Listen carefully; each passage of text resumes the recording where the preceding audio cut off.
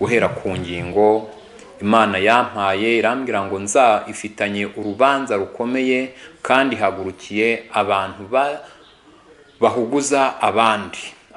bahuguza abandi bakariganya abakene bakagoreka ukuri hanyuma bagaca imanza bazigoretse bakikubira imirima kugeza ubwo ahantu hose hashira ngo bashaka gutura mu gihugu bonyine. Reka turebe uko bizagenda. Icyo gihe nzashakisha muri Yerusalemu muri mpana abantu bibumbiye hamwe nk'inzoga y'itende, bibwira mu mitima yabo ubwabo atari icyiza ari n'ikibi, ntacyo Uwiteka azadutwara. Baragafashe aho bageze ni heza, ntacyo Uwiteka yabatwara, ntacyo Uwiteka azadutwara. Kandi ubutunzi bwabo buzagendaho iminyago, n'amazu yabo azaba imisaka. Bazubaka amazu ariko ntibazayibamo, bazatera inzabibu nazo ntibazanywa vino yazo.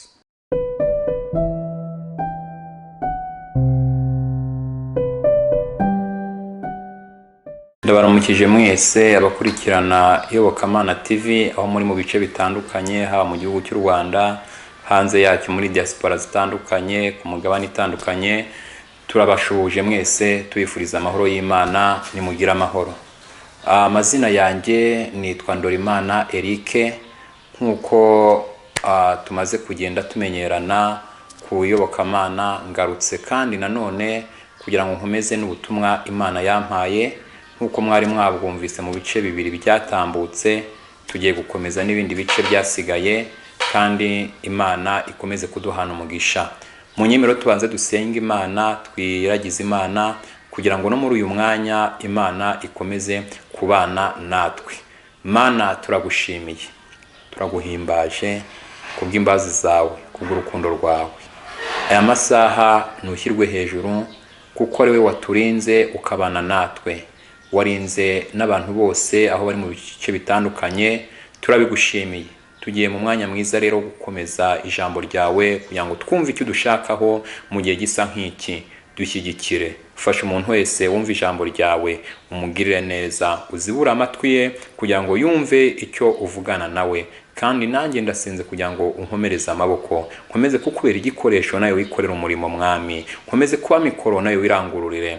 Ntaba ari jyewe, ahubwo izina ryawe rihabwe icyubahiro. Bana na buri wese rero uri imbere yawe ukurikiye, kandi ufashe buri muntu wese wumvise, nanjye ukomeze kumpa umugisha mu izina rya Yesu Kristo, amen. Dushimiye Imana iduhaye uyu mwanya wo kongera kugaruka kuri kamera z'Iyobokamana TV, tubagezaho ubutumwa Imana yaduhaye. Mu gice gitambutse twabagejejeho ingingo ebyiri zijyanye n'abantu bagiye bivanga ndetse no kubahanuzi bigisha ibinyoma bagahanura ibinyoma. Tugiye gukomeza rero n'izindi ngingo aho turagiye kurebera guhera ku ngingo Imana yampaye irambwira ngo nza ifitanye urubanza rukomeye kandi hagurukiye abantu bahuguza abandi bakariganya abakene bakagoreka ukuri hanyuma bagaca imanza bazigoretse bakikubira imirima kugeza ubwo ahantu hose hashira ngo bashaka gutura mu gihugu bonyine. Imana yantumye kubabwira ko nibadahinduka ngo bagire umutima umenetse, bihane, bareke uburiganya n'uburyarya, bareke guhuguza, ko Imana yo izabahana. Dusome amagambo Imana yampaye kubagezaho. Ni amagambo ari mu gitabo cy'umuhanuzi Yesaya, ibice byaho ni 5, turahera ku murongo waho wa 8. Haranditswe ngo bazabona ishyano abagerekeranya ingo ku zindi, bakikubira imirima kugeza ubwo hatagira ahasigara, mugatura mu gihugu mwenyine. Uwiteka Nyiringabo yampishuriye atya ati, ingo nyinshi ndetse n'ingo nini nziza zizaba imisaka he kugira uzibamo. Imirima y'inzabibu 10 izavamo inshuro imwe y'intebo. kandi ibibiro 10 by'imbuto z'amasaka bizavamo inshuro imwe y'igiseke. Umurongo waho wa 18 haranditswe ngo bazabona ishyano abakururisha gukiranirwa ingeso zabo mbi nk'ukuruza umugozi, bakurura n'icyaha nk'ukurura umurunga w'igare, bakavuga bati ngaho natebuka agire vuba, umurimo wuze tuwurebe, n'umugambi wera wa Isirayeli wigere hinuze tuwumenye.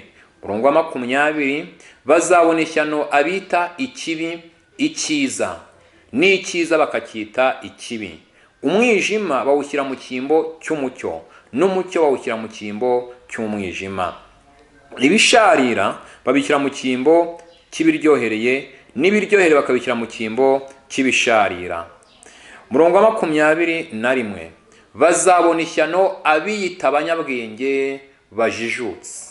Umurongo wa 22 bazabona ishyano abigira intwari zo kunywa inzoga, bakagira imbaraga zo guturira ibisindisha, bagatsindishiriza abakiranirwa kubw'impongano, ariko umukiranutsi bakamwima ibyo atsindiye. Umurongo wa 24 haravuga ngo nuko rero nk'uko ibirimi by'umuriro bikongora ibitsinsi, kandi nk'uko ubwatsi bwumye buhwama mu muriro, niko igishyitsi cyabo kizaba ikibore, n'uburabyo buzuma butumuke nk'umukungugu, kuko banze amategeko y'Uwiteka bagahinyura ijambo ry'uwera wa Isirayeli. Umurongo wa 25 kandi ngo nicyo gituma Uwiteka arakarira ubwoko bwe uburakari bukongora nk'umuriro, akabangura ukuboko kwe kubica, imisozi igahinda umushyitsi, maze intumbi zabo zikamera nk'ibishingwe binyanyagiye mu mayira, nyamara uburakari bw'Uwiteka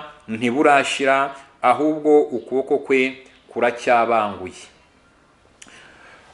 Iya ni amagambo Imana yampaye kubwira aba bantu, ngo bazabona ishyano abagerekeranya ingo ku zindi, bakikubira imirima kugeza ubwo hatagira hasigara, bagatura mu gihugu bonyine. Ingo nyinshi ndetse n'ingo ni nziza zizaba imisaka he kugira uzibamo, n'imirima y'inzabibu izavamo 10 izavamo inshuro imwe y'intebo. Muri Yesaya nanone ibice byaho 10 duhere ku murongo waho wa mbere tugeze ku murongo wa 4 haranditswe ngo bazabona ishyano abategeka amategeko yo guca urwa kibera, n'abanditsi bandikira ibigoramye, kugira ngo birengagize abakene badaca urubanza rwabo, bagahuguza abatindi bo mu bantu banjye, kandi imfubyi zikaba abapfakazi bakaba umunyago wabo, kandi imfubyi bazigira umuhigo wabo. None se ku munsi w'amakuba no mwirimbura rizaturuka kure muzamera mute? Muzahungira kuri inde ngo abakize, kandi icyubahiro cyawe uzagisigahe? Bazacishwa bugufi babe munsi y'imbohe, bazagwa babe munsi y'intumbi, nyamara uburakari bw'Uwiteka ntiburashira, ahubwo ukuboko kwe kuracyabanguye.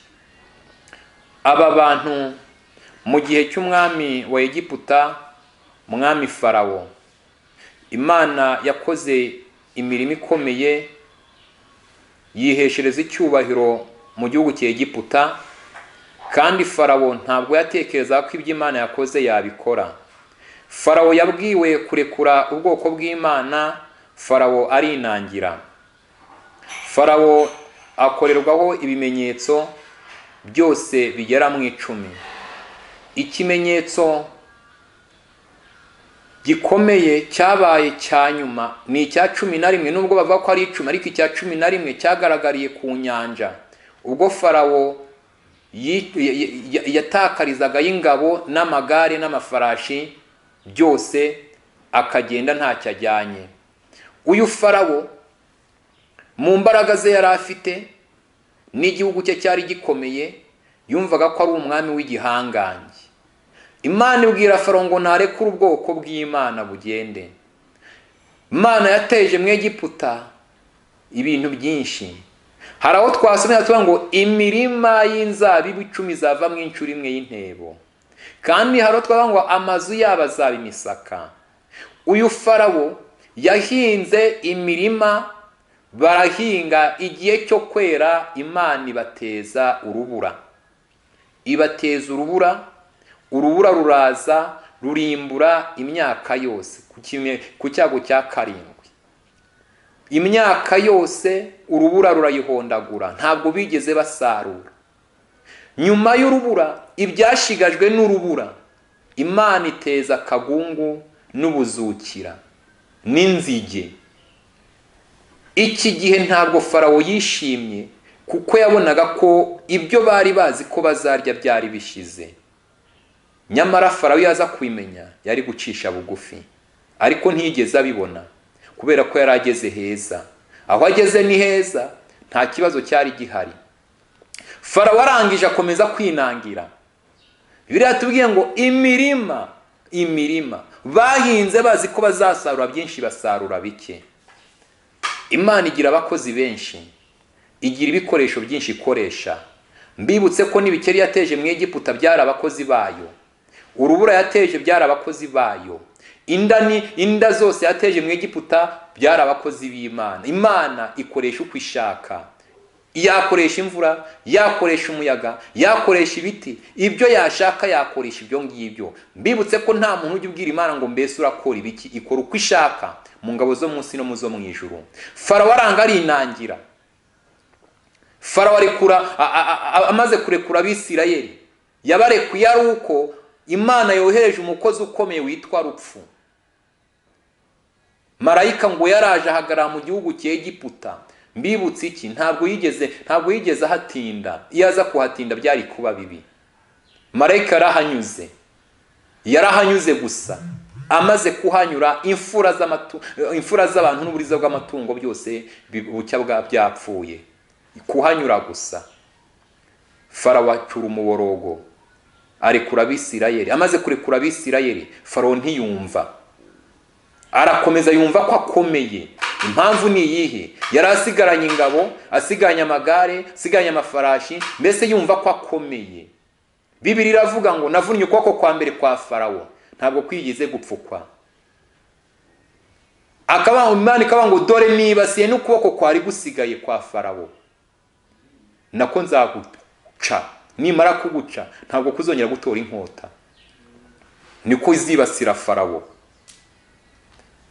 Farawo arangije akurikira Abisirayeli, yumvaga ko agiye kubagarura, yagiye yishongora, bati ntabwo bazananira. Ntabwo yari azi abakurikiye abari bo.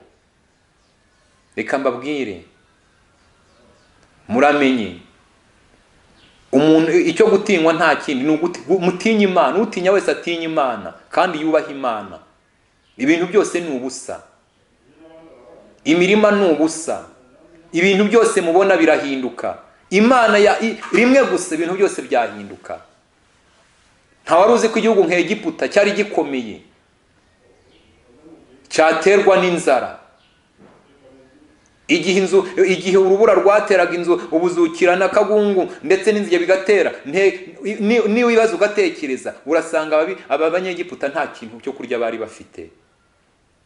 Imana irababaye, ihagurukiye abantu bahuguza. Farawo nta kindi yazize ku ubwoko bw'Imana. Imana itugirire neza. Ngo akurikiye Abisirayeli, ngo Imana iramureka. Imana ishaka impamvu, iramureka kuko yashakaga impamvu. Yashatse impamvu kuri Farawo kuko Imana yari yavuze ngo nziheshereza icyubahiro kuri iryo shyanga. Nusoma muri Matayo nusoma mu Itangiriro ibice 15, nziheshereza icyubahiro kuri iryo shyanga ritigeze kumenya. Hari abantu Imana ishakaho impamvu kandi kayibona. Farawo akurikira Abisirayeli, bamaze kwambuka Imana iramushyeshyenga nawe ajyamo. Ingabo zose zigiyemo zirengerwa n'amazi. Nta tekereza, izi zari ingabo zikomeye z'umwami Farawo.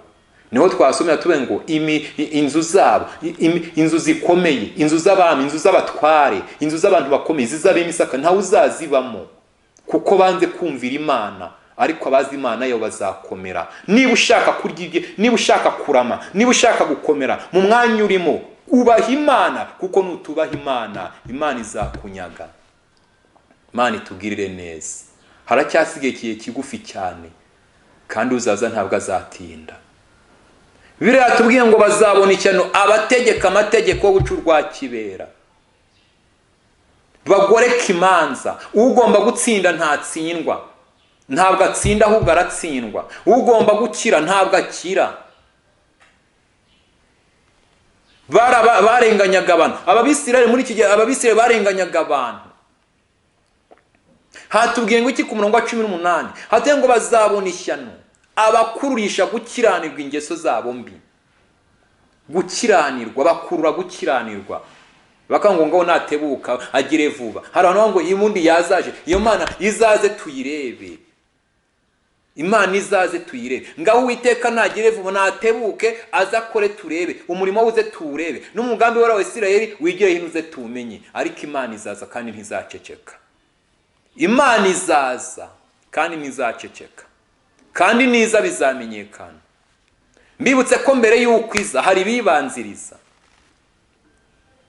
Eliya ngo ari mu rutare yihishe igihe yaramaze kwica abantu ba Bayali n'Abashera mu bice 18 mu gitabo cya mbere cy'Abami, ngo arahunga ngo Yezebeli avango n'ukuri ubugingo bwawe nzabuhwanya n'ubwo abahanuzi bose wishe. Ngo Eliya arahunga ngo yarangije ngo ahungira mu rutare, ngo Imana imusangamo.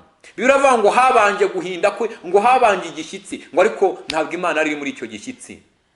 Imisozi iriyasa, inkuba zirakubita, ntabwo Imana yari iri muri izo nkuba, niyo mushyitsi. Umuyaga urahuha mwinshi cyane, ngo ariko Imana ntabwo yari iri muri uwo muyaga. Ngo ibyo byose bimaze gutuza, ngo mwijwi rituje, ngo byose bimaze gutuza, Imana iraza ivugana nawe. Hari bibanziriza Imana, kandi Imana niza bizamenyekana. Muyaga wahuha, imvura yagwa, inkuba zakubita, ntabwo Imana ibirimo. N'ubu ngubu ibyo mubona ntabwo Imana ibirimo. Ni ibibanziriza gukora kw'Imana, ni integuza. Natebuka agire vuba umurimo uze tuwurebe.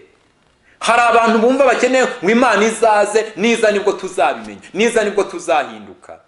Baragowe. Baragowe abanyabyaha banze kwihana, baragowe abantu banze bicara aho bicaye hose bazi ko bicaye hejuru y'umuriro. Imana itugirire neza cyane. Bazabona ishyano abita ikibi icyiza, n'icyiza bakacyita ikibi. Abantu babona ibibati bira n'ibyiza bakabikomera amashyi kandi ari bibi. Reka mbabwire, ntimukite ikintu kibi ngo mukite icyiza, cyangwa mufate ikintu cyiza mukite kibi. Bazabona ishyano. Bazabona ishyano abigize intwari zo kunywa inzoga, abasinzi basinda amagambo. Ababisirayeli bageze ubwo basinda basubira baba basinzi, bakanywa biganiro bibi, inzoga bakazinywa, barangiza ngo natwe turakishijwe. Bazabona ishyano. Ariko bahera batangira kuriganya. Ugasanga urimo hari abantu bava ngo Imana yatugiriye neza, natwe turi mu myanya, kandi ntabwo Imana yigeze ibashyira mu myanya. Abantu bari mu myanya Imana itabashyizemo bazayivamo. Abantu bava ngo Imana yaraduhaye itarabahaye bazabyamburwa, kuko bakoze iby'uburiganya. Bakoze iby'uburiganya.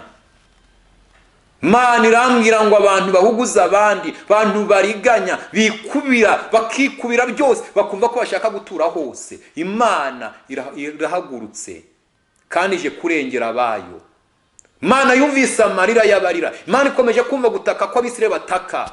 Imana ije gutabara abayo. Imana itugirire neza. Bazabona ishyano abigira intwari. Hari n'abigira abanyabwenge bajijutse. Reka mbabwire, kubaha Uwiteka nibwo bwenge. Kuva mu byaha niko kujijuka. Ubwenge umuntu yabugira akibeshaho, ariko Imana itabishatse byose byaba ubusa. Wakomera cyane uko waba umeze kose, ntabwo wakomera ngo urute umwami Nebukadinezari. Ntabwo wabikirangirire uko waba umeze kose ngo urushe Farawo wahanganye n'Imana igihe kingana kuriya. Imana iturengere. Imana irababaye, ibabajwe n'abantu bagombaga kurengerwa batarengewe, ariko izabarengera. Biratubwiye ngo nicyo gituma, nuko rero ngo nk'uko uburabyo buhwama mu muriro kandi nk'uko igishyitsi cyumye gihwama kikaba, niko igishyitsi cyabo kizaba ikibore. Aba bantu ababisirayeli bariganya, igishyitsi cyabo kizaba ikibore, n'uburabyo bwabo buzuma butumuke nk'umukungugu. Nebukadinezari umwami wa Babuloni yari umwami ukomeye. Iyo usomye mu gitabo cya Daniyeli, gahera ku murongo mu gice cya mbere, icya kabiri, icya gatatu, icya kane, bona amateka ya Nebukadinezari umwami w'igihangange. Yaricaga agakiza, yakizaga uwo ashatse akica uwo ashatse.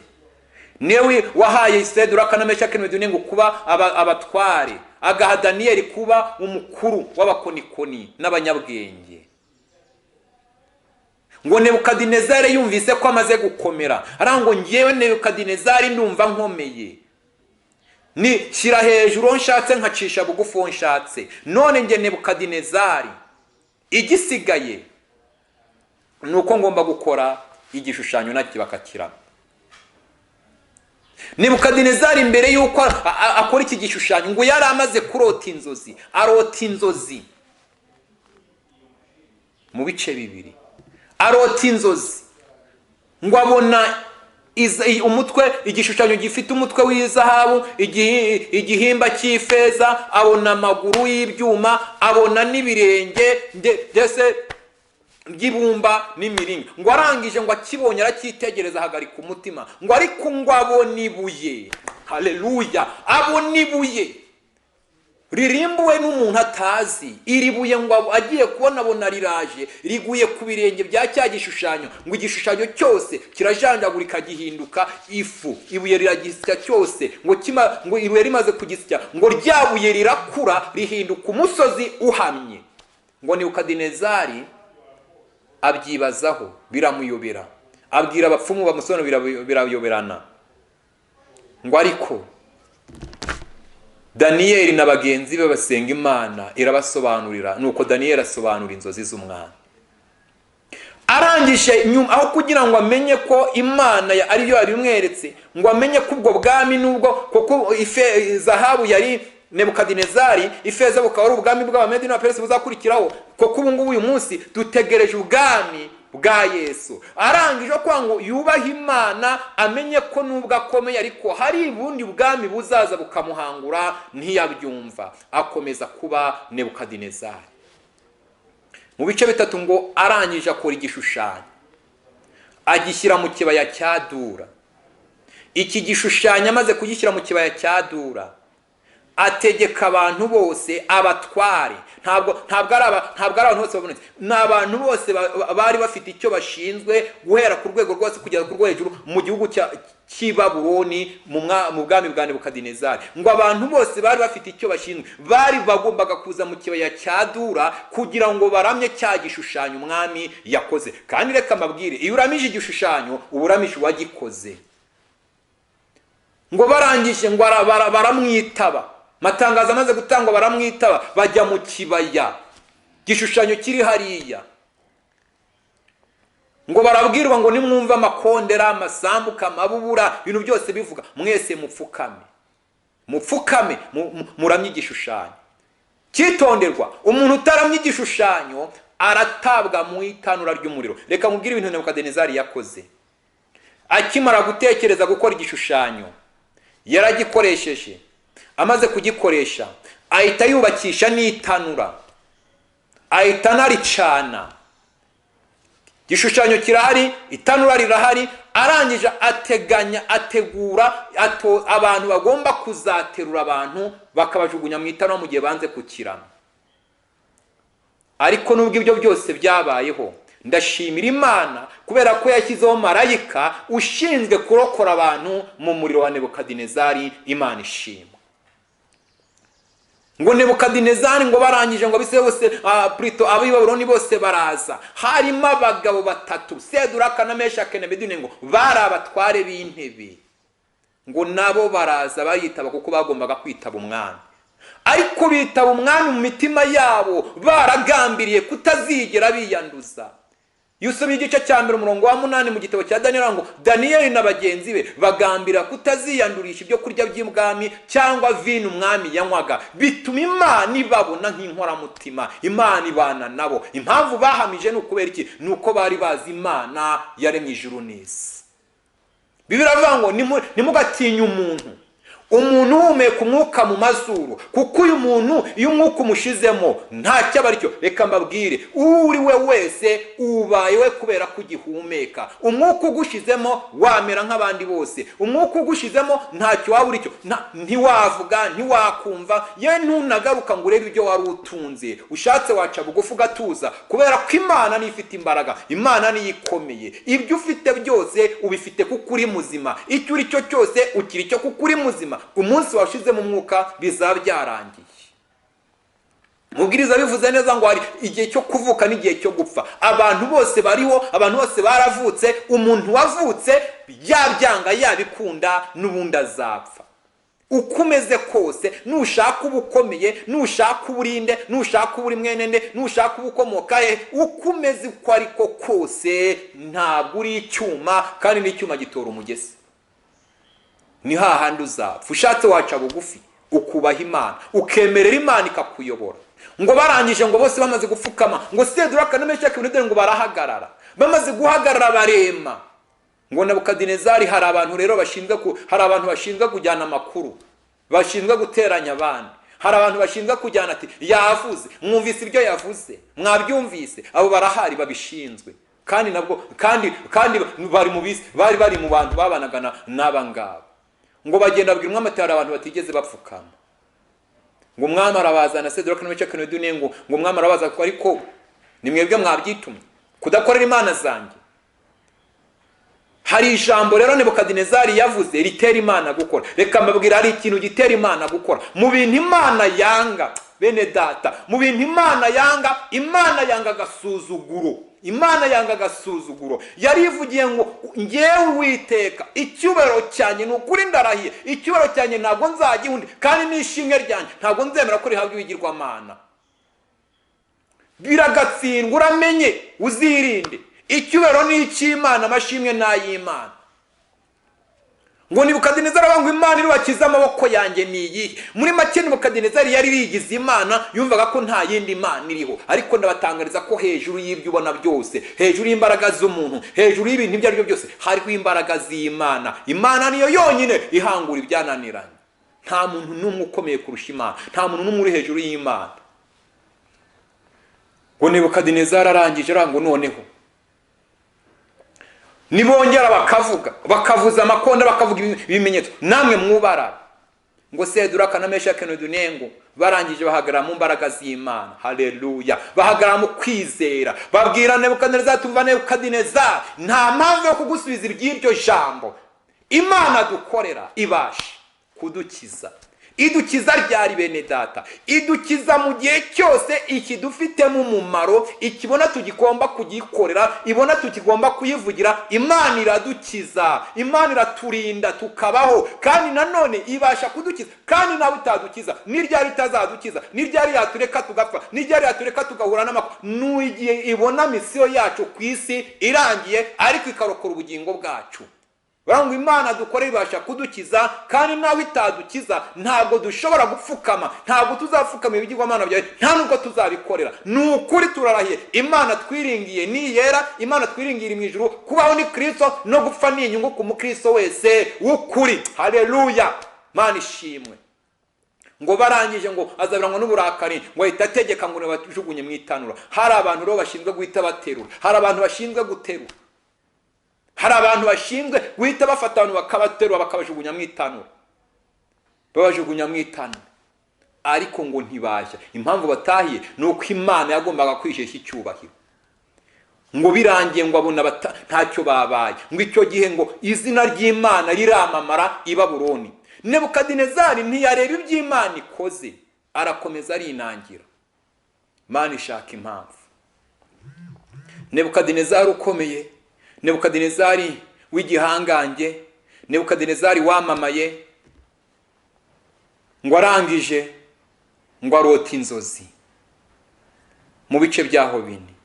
Arongera ararota. Imana yakundaga Nebukadinezari, niyo mpamvu yamutumagaho.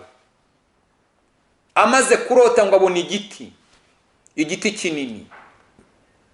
Ngo iki giti kinini cyari igiti gifite amashami yerekera impande zose z'isi.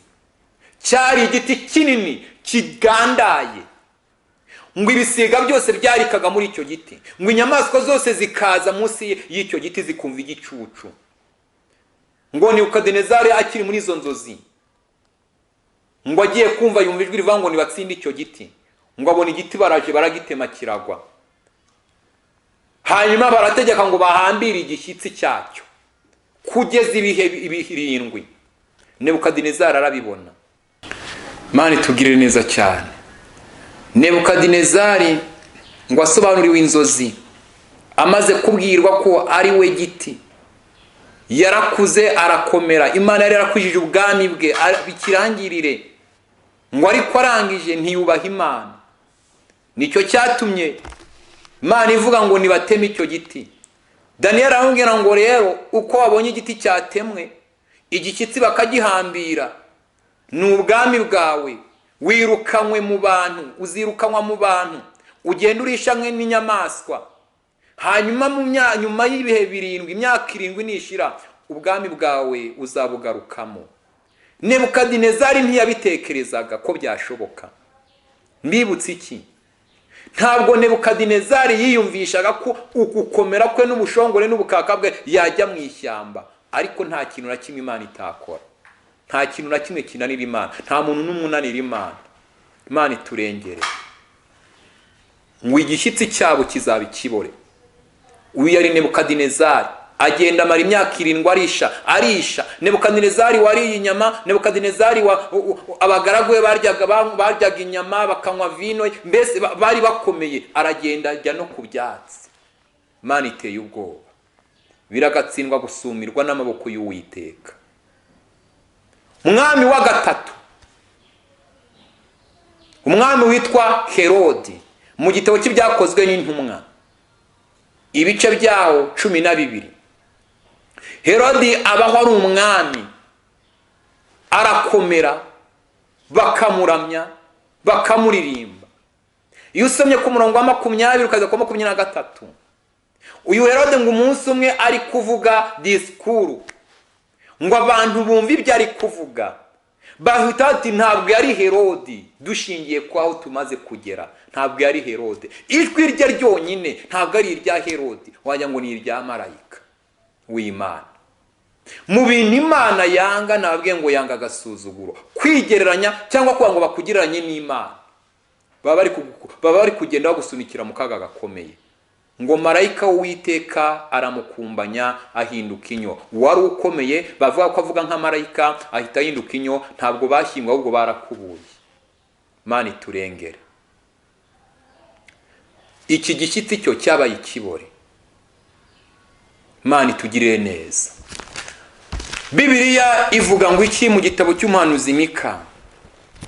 Mu gitabo cy'umuhanuzi Mika, ibice byaho 2, turi ku bantu bahuguza, bakariganya, bakagoreka ukuri, bakikubira.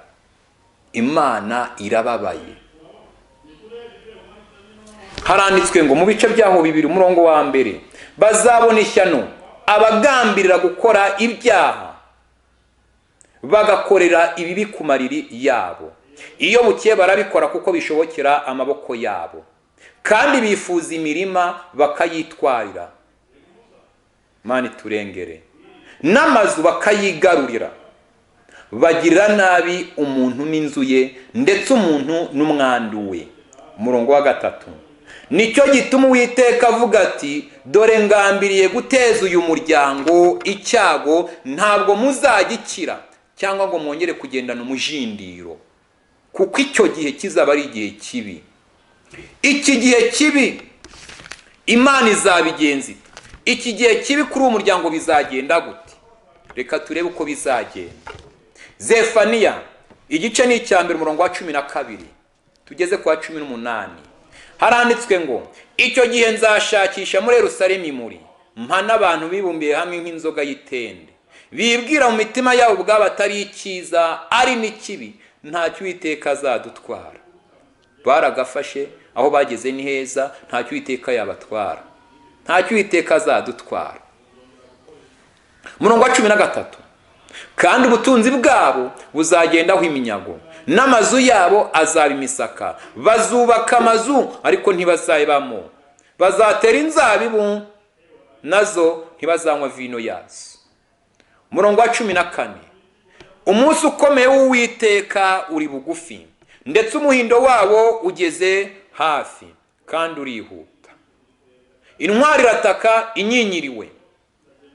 Uwo munsi ni umunsi w'uburakari, ni umunsi w'amakuba n'umubabaro, ni umunsi wo kurimbura no kwangiza, ni umunsi urimo umwijima n'ibihu, ni umunsi w'ibicu n'umwijima w'icuraburindi, ni umunsi wo kuvuza impanda n'induru bivugira imidugudu y'ibihome n'iminara miremire. Umurongo wa 17 ahango nzihebesha abantu bagende nk'impumyi kuko bacumuye ku Uwiteka kandi amaraso yabo azaseswa nk'umukungugu n'imibiri yabo itabwe nk'amayezi.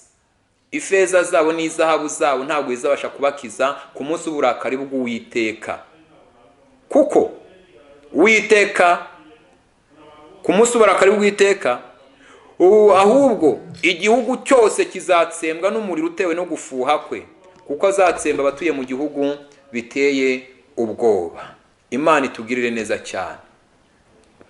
Iyi ni ingingo ya 3, dukomeze n'ingingo yaho ya 4. Mana aramwiye ngo mbwira abantu kwije gusohoza ibyo abantu bibagiwe ko yavuze.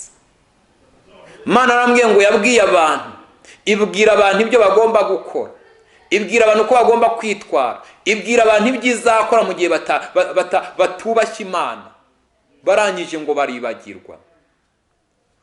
Mana irambwira ngo nta kindi abantu bagiye kuzira, bagiye kuzira umurengwe. Nicyo Abisirayeli bazize, barariye barahaga. Mana yabwira Abisirayeli ngo nimumara kurya mugahaga ntimuzibagirwe. Abisirayeli baribagiwe, bibagirwa ko Imana batabaye, bibagirwa ko bari barabuze uko bagenza, bibagirwa ijoro, bibagirwa imvura, bibagirwa umwijima, bibagirwa bamaze kwibagirwa nibwo bakoze ibyaha. Mana irambwira ngo mbwira abantu kwije gusohoza ibyo abantu bibagiwe, ije gusohoza kandi ije gushyira iherezo ku byo abantu bananiwe gushyiraho iherezo, ije gutunganya gushyira ku murongo ibyo abantu bananiwe kuko yirihagije. Mana irambwira ngo mbwira abantu kwije kugibasura kandi igendereye buri muntu wese. Mana irambwira ngo igendereye buri muntu wese, ije kubanyuraho, izasura buri wese, harabizatindaho. Mana irambwira ngo mbwira abantu bananiwe kugira imbabazi ngo bababarire mu mitima, babohoke ko nayo babona ko nta mbabazi bagira kandi batazababarirwa. Mana irambwira ngo mbwira abantu bahize imihigo wagiye uhiga bukacyagiye ubwira Imana ibyo wibwira nzagira gutya. Mana irambwira ngo abantu bahize imihigo ntibayihigure. Iki ni igihe cyo guhigura imihigo bahize, kuko igihe cyo guhiga indi kiri bugufi. Mana irambwira ngo mbwira abantu yatabaye ikabarengera, ikabagirira neza, ikabakura mu makuba, ikabakura mu kaga, ikabatabara, ikabagarura, ikabubaka, ikabakomeza. Irambwira ngo aba bantu bayiteye umugongo baramya abantu. Irambwira ngo ibyo biringiye binyeganyegije kubinyeganyeza, ibyo biringiye bitazabahesha ubuzima ije kubikuraho, kubera ko ntibigeze bayihesha icyubahiro. Mana irambwira ngo mbwira abantu ko ari Imana itanegurizwa izuru, ibyo abantu bari kubiba nibyo bazasarura. Mana itugirire neza.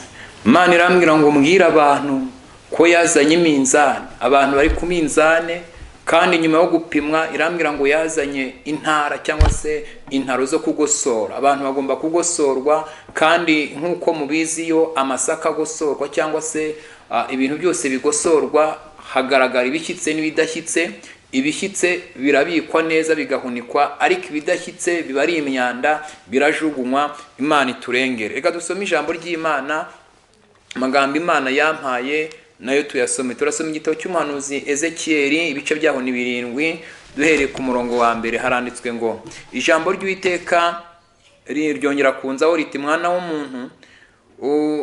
w'umuntu, uku ni ko umwami w'Uwiteka abwira igihugu cya Isirayeli ati, amaherezo ageze mu mpande enye z'igihugu.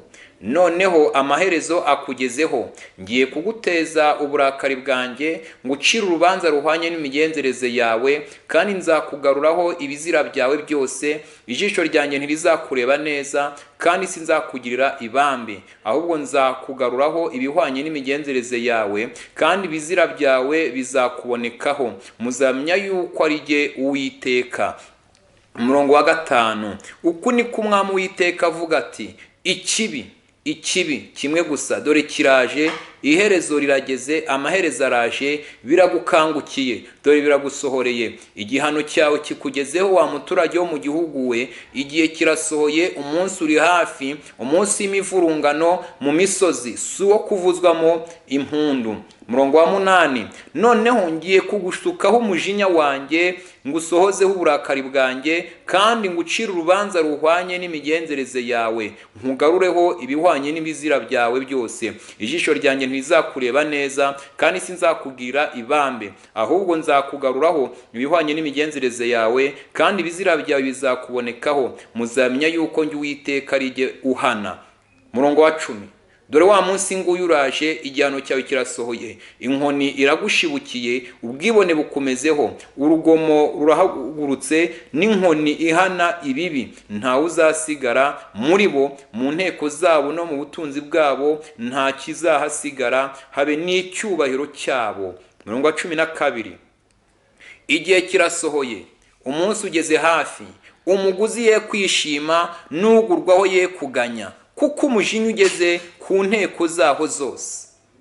Kuko ugurwaho atazasubira ku byaguzwe naho byaba bikiraho, kuko iyerekwa ryerekeye ku nteko zaho zose ritazahinduka ukundi, kandi ntawe uzikomeza ari mu bibi kandi akiraho. Impanda zirahurujwe, ibintu byose biraringaniza, ariko nta n'umwe wagiye mu ntambara, kuko uburakari bwanjye buri ku nteko zabo zose. Umurongo wa 15 ngo, hanze hari inkota, kandi imbere hari icyorezo n'inzara. Uri mu gasozi azicishwa inkota, nawe uri mu murwa azatsembwaho n'inzara n'icyorezo. Imana itubwire neza cyane. Muri Ezekiyeli, ibice byaho ni 12, dore ku murongo wa 21, haravuga ngo, nuko ijambo ry'Uwiteka rinzaho riti, mwana w'umuntu, uyu mugani ucibwa mu gihugu cya Isirayeli usobanura gute?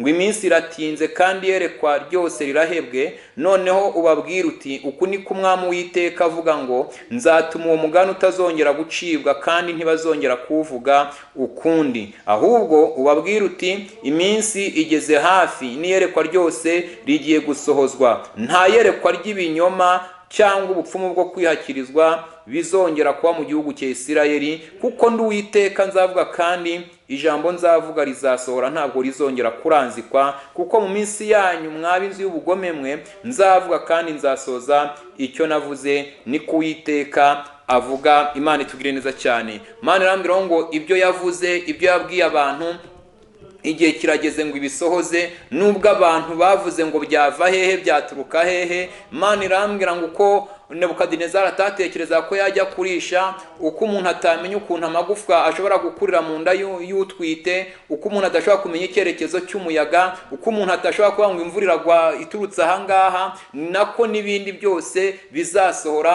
kuko Imana ibifite mu mugambi wayo. Igitabo cy'umuhanuzi Obadiya, igice cyawo cya mbere, umurongo wa 15, haravuga ngo, kuko umunsi w'Uwiteka uri hafi, kandi uziye amahanga yose, uko wagenje niko uzagenzwa, ibyo wagize byose bizakagaruka ku mutwe. Imana irambwira ngo mbwira abantu rero babe maso, kandi basenge, bayegere. Nibayegera nayo izabegera, kandi nibayishakana umwete rwose bazayibona. Kandi Imana irambwira ngo niyo yonyine ibasha kuba ubwihisho bw'abantu, niyo yonyine ibasha kubambira abantu amahema, kuko niyo Mana ifite byose mu biganza byayo. Mu byiciro Yohana ibice byaho 12, byiciro Yohana mu byiciro Yohana ibice byaho 20:12 avuga ngo ndaza vuba nzanye ingororano kugira ngo ngorere umuntu wese bikwiranye n'ibyo yakoze. Imana rero ije kuhemba, Imana kandi ije guhana, izahembera umuntu wese kandi izahanira umuntu wese bitewe n'ibyo yakoze. Imana yo mu ijuru rero itugirire neza. Izi ngingo ebyiri nazo nahangaha zibaye zigarukiye, ariko ndagira ngo mbabwire ngo umuntu wese abe maso kandi akomeze gutegereza, kuko Imana icyo yavuze izagikora. Munyemere dusenge Imana, tuzakomeza mukurikirana n'ingingo ebyiri zindi zizaba zisigaye. Imana iduhana umugisha. Mana yacu, Imana ikomeye, Imana data wa twese, Imana ifite ubutware, turagushimiye. Ijambo rye ritugezeho imiburo yawe, itweretse icyo dushakaho. Icyo dushakaho nta kindi nuko duhinduka, kuko ibyo wavuganye natwe niwe uzabisohoza. Abo wasezeranije amasezerano uje kuyasohoza. Abo wagambiriye kugira neza harageze ngo bagirire neza, kandi ibyo ugomba gutunganya ibidatunganye ugashyira ku murongo bitari ku murongo. Uwiteka Nyiringabo, turasenze kwanga imbabazi zawe zikomeze kuboneka kuri twebwe, zikomeze kuboneka ku bagabo, abagore, abakobwa n'abasore. Imbabazi zawe ziboneke ku Banyarwanda, imbabazi zawe ziboneke ku Banyafurika, isi yose muri rusange. Dukeneye kuba mu mbabazi zawe no mu rukundo rwawe. Uri Imana ihambaye, uri Imana igira neza. Twemerere Mwami, utugirire impuhwe, utugirire ibambe, ntutureke Mwami uturetse twamera nk'abandi bose. Ariko turakwinginze kugira ngo muri iki gihe Mwami twe gusumirwa, twe kuba kabarore, ahubwo Mwami tukugireho umugisha. Gira neza umuntu wese wumvise iri jambo, gira neza umuntu wese wumvise ubutumwa w'ubuhanuzi, akabwumvira, akakora iki jambo rimusaba, akaguhindukirira. Numugirire neza, kandi imitima y'abagushaka bose bakomeze bakubone. Ukomeze kurinda abawe bose, mu izina rya Yesu Kristo, amina. Tubifurije umugisha w'Imana. Amazina ya Eric Ndorimana.